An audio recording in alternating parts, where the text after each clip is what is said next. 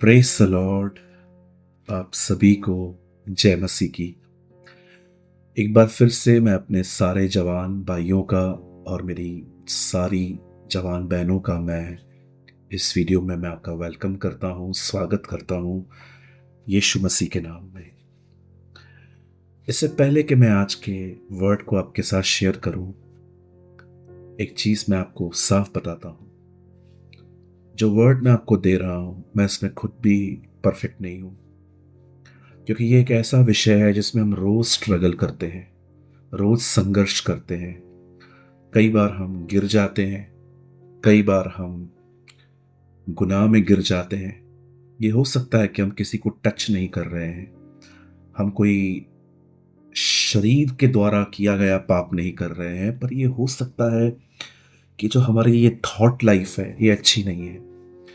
सो ये जो वचन मैं आपको बता रहा हूं, मैं इसमें सिद्ध नहीं हूं और बहुत सारी चीज़ों में भी सिद्ध नहीं हूं, लेकिन मैं इस विषय में जानता हूं कि मैं खुद भी स्ट्रगल करता हूं और मैं जानता हूं कि आप भी इस चीज़ में स्ट्रगल करते हैं कि कई बार हम जब बॉडी में से जो टेम्पटेशंस उठते हैं, बदन में से जो अभिलाषाएं अभिलाषाएं उठती हैं, वो कई बार हमें गुनाहों की तरफ ले जाती है। आखिर हम इन बातों पर कैसे जय पाएं? मुझे लगता है मुझे जवानों के लिए मंथ में कम से कम एक वीडियो तो होना चाहिए जिसमें हम अपनी बॉडी को कैसे डिसिप्लिन में रख सकते हैं, पाप से दूर रख सकते हैं। मैं इसके बारे में आपसे बात करूं। मैं इस समय आपसे इस विषय में बात करना चाहता हूं और इस समय आपकी स्क्रीन पर एक वर्ड है। यहां लिखा है रोमियो के 8 अध्याय में, क्योंकि यदि तुम शरीर के अनुसार दिन काटोगे तो मरोगे, यदि तुम आत्मा से देह की क्रियाओं को मारोगे तो जीवित रहोगे। कितने लोग समझ पा रहे हैं पुराने नियम का एक बहुत ही सिमिलर वर्ड यहां पर है। जब परमेश्वर आदम और हवा को बनाता है, तब परमेश्वर उन्हें एक अच्छे घर में रखता है, अदन की वाटिका, द गार्डन ऑफ ईडन। और जब प्रभु ने वहां रखते हैं, प्रभु कहते हैं अगर तुम ये फल खाओगे जिसका नाम है भले और बुरे के ज्ञान का वृक्ष, तो तुम मरोगे। और यहां पर पौलुस अब कहता है अब जो शरीर के अनुसार जिएंगे वे मरेंगे। आप जानते हैं कई बार शैतान हमें एक लिटिल बिट सेटिस्फिकेशन, जिसको कहते हैं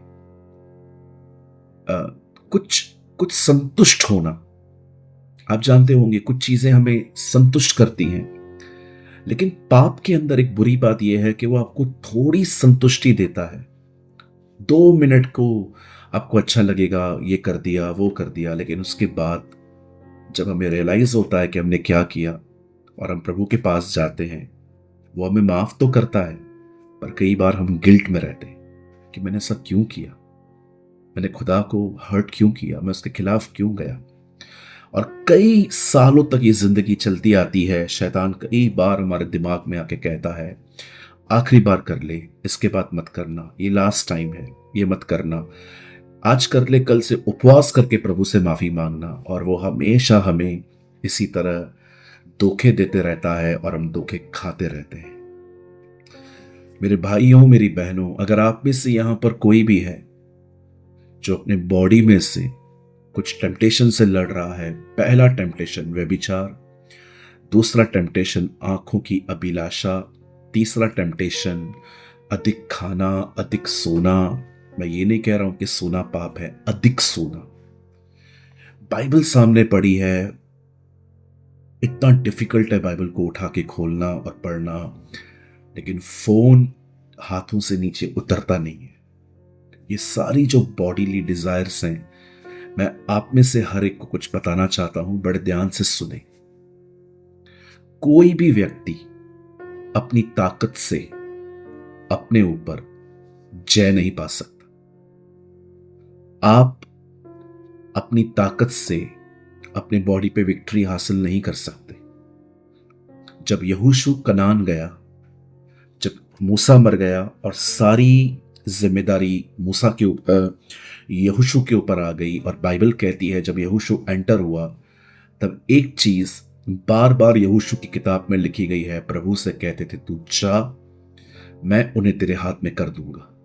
और जब वो जाता था प्रभु लड़ता था। ये बहुत जरूरी है कि इस बॉडी के विषय में आप ये बात समझें कि इस बॉडी में से उठने वाली हर एक लस्ट, हर एक अभिलाषा पर आप जय नहीं पा सकते जब तक आप ईमानदार होकर परमेश्वर से ये नहीं मांगते कि मुझे अनुग्रह दे, मुझे मेरी सहायता कर।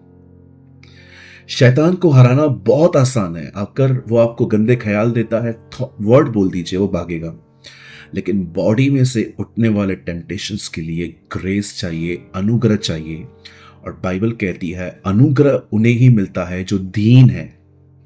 दीन वर्ड हिंदी है, actually English is very much better, poor.